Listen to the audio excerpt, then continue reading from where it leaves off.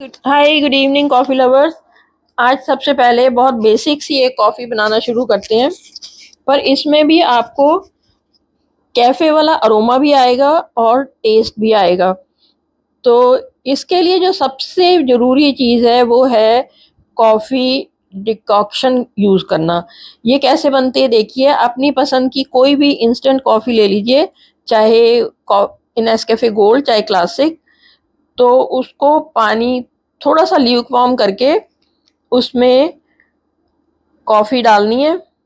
Coffee डाल के उसको बॉयल नहीं करना, उसको ऐसे ही स्टर करके मिक्स कर लेना है। चाहे कोल्ड कॉफ़ी बनाएं चाहे हॉट कॉफ़ी बनाएं, कॉफ़ी कभी बॉयल नहीं की जाती कि दूध में कॉफ़ी डाल दी पत्ती की तरह और बॉयल कर लिया, नहीं।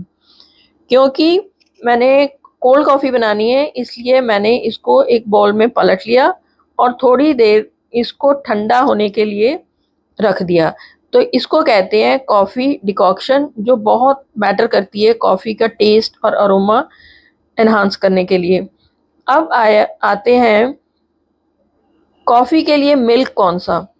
अमूल का रेड टेट्रा पैक ले लीजिए चाहे, या पाउच पर फुल क्रीम लेना है और बॉयल करके मलाई हटा हुआ दूध नहीं लेना। इसके लिए ये नहीं कि दूध उबाल लिया और फिर मलाई हटा दी और फिर उसकी कॉफ़ी बनाई, नहीं, ऐसा बिल्कुल भी नहीं।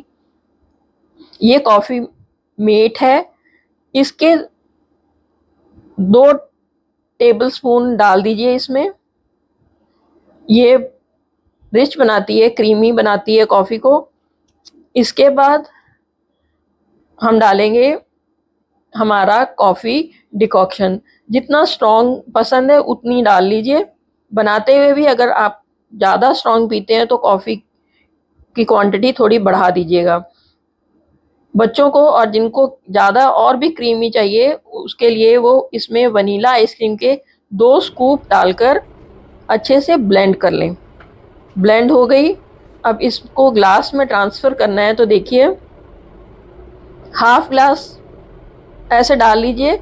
उसके बाद क्रश की हुई आइस डालिए, क्यूब्स नहीं डालने, अच्छे से क्रश की हुई आइस हो वो डाल दी।